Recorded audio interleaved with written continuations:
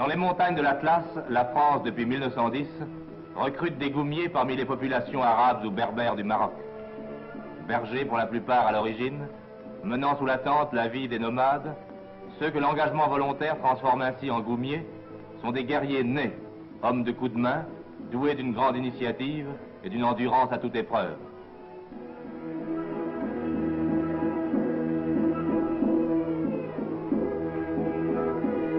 Leur entrée dans les GOUM, sanctionnée par la pose de leurs empreintes digitales sur les registres militaires, fait la joie et l'honneur de leur famille, restés, malgré la vie pastorale, passionnément attachés aux traditions guerrières ancestrales.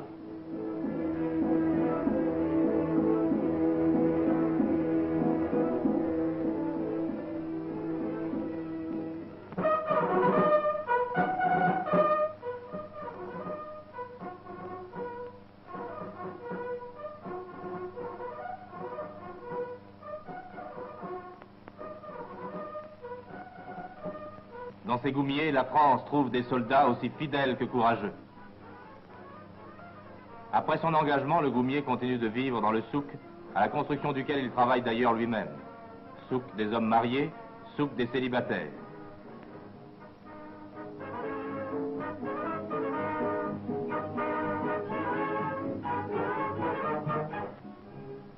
Le goumier passe ses heures de loisirs au marché voisin, pittoresque et grouillant.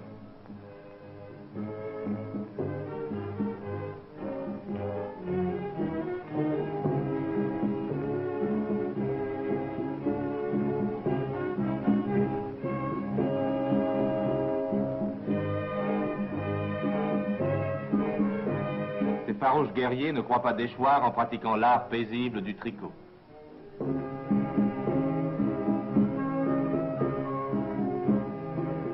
Alentour, selon la coutume musulmane, on sert sur de grands plateaux de cuivre le thé à la menthe.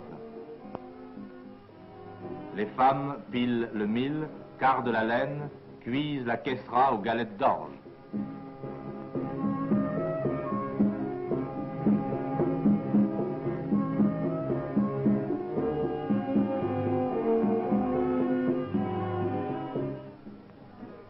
La vie familiale est à l'honneur. Les fêtes du mariage sont célébrées avec éclat, par des danses vieilles comme l'islam, par les cavalcades des beaux chevaux arabes, et pour les femmes, par le port de bijoux d'or et d'argent, fabriqués par les artisans du marché.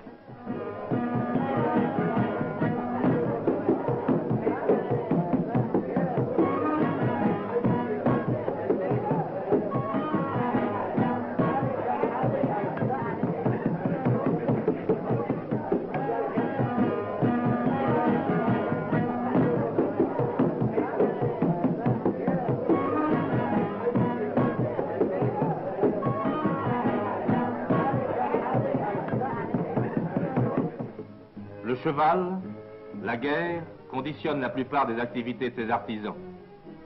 Les armes sont des objets sacrés, qu'il s'agisse du moukala, c'est-à-dire du fusil, de la baïonnette ou du poignard manié avec une dextérité foudroyante. Les goumiers, encadrés par des officiers français d'élite, sont continuellement entraînés et maintenus en état d'alerte.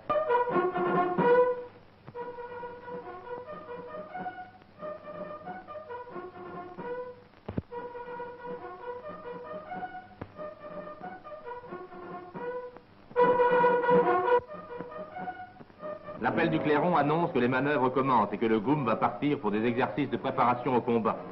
Les hommes accourent vers leurs chevaux.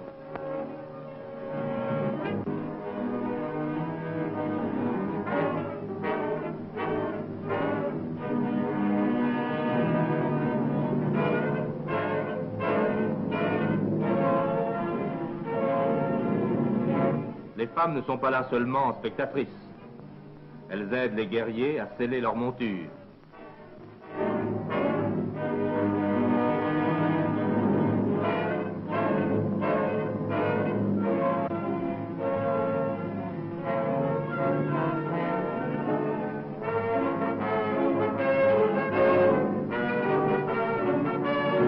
Elles apportent des fusils et les cartouchières.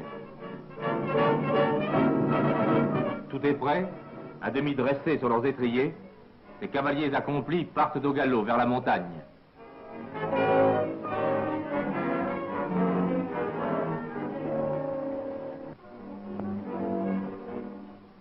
Les manœuvres commencent. Une estafette part en reconnaissance à pied.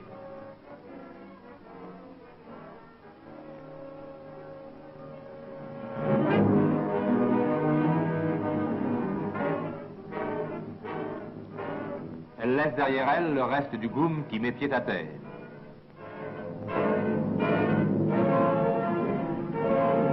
Précisons en passant qu'un rassemblement de 4 GUM comme celui-ci forme un tabor dont le nom a été rendu célèbre par les communiqués mondiaux et qu'une méhala se compose elle-même de plusieurs tabors.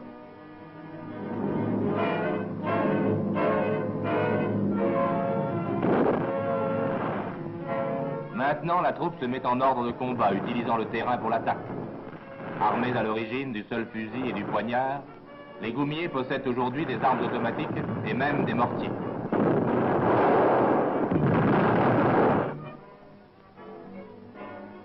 La manœuvre bat son plein. L'officier qui commande le GUM envoie chercher des renforts.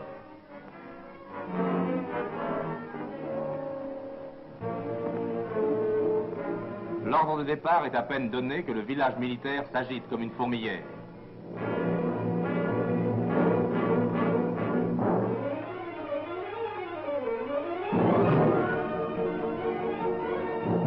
Les hommes, cette fois ce sont des fantassins, courent vers le point de rassemblement et se disposent en formation par 3.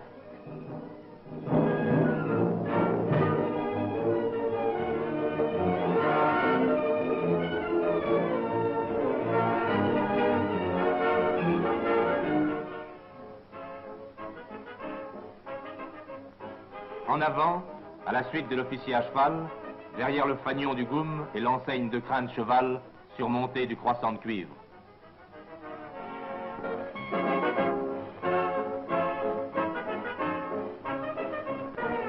De nouveau, les femmes, portant leurs enfants sur le dos, sont là pour souhaiter bonne chance aux guerriers qui partent. Aujourd'hui, il ne s'agit sans doute que d'une manœuvre, mais demain, peut-être, ce sera l'expédition dangereuse contre les pillards de troupeaux et de caravanes. Et même, qui sait, ce sera peut-être la guerre, la reprise tant espérée du grand Baroud contre l'Allemand.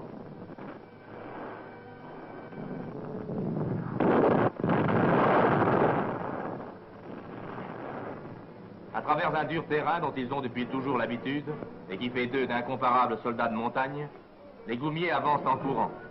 Chaussés de sandales et de bas de laine multicolores, ils sont revêtus de la gandoura grise et brune faite de laine ou de poils de chameau. Leur coiffure est le chèche, qu'ils déroulent et qui les protège alternativement contre le sable, le soleil ou le froid.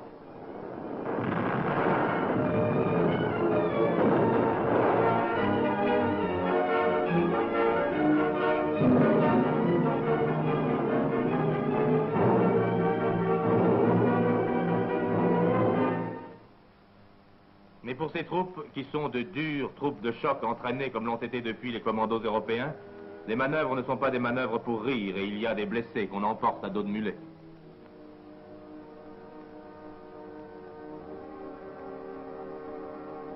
Et maintenant, c'est le repos bien mérité.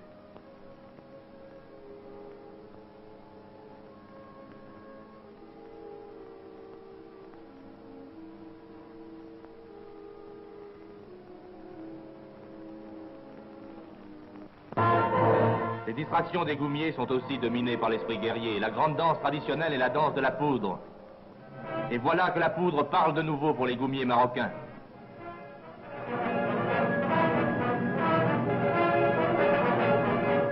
L'heure du retour dans la guerre a sonné. Ils n'attendaient que cela autour de leurs officiers qui secrètement dans les montagnes leur en parlaient et les y préparaient malgré les commissions d'armistice allemandes et italiennes.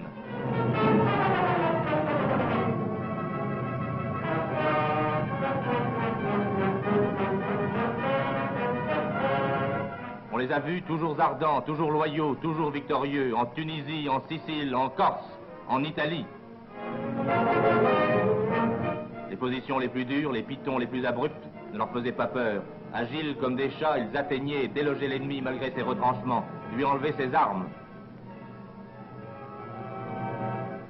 Leur héroïsme, leur fidélité à la France, qui tend de plus en plus à les entraîner comme des troupes régulières, ont été récompensés.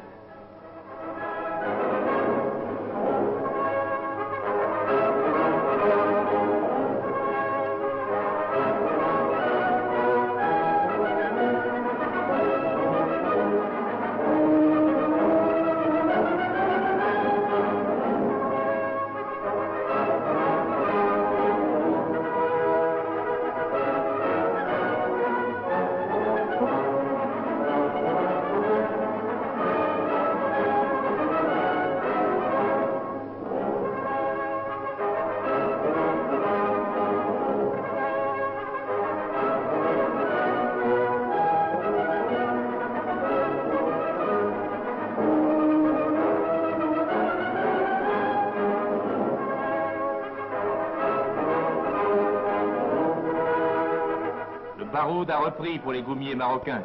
Il ne cessera plus qu'avec la libération de la France.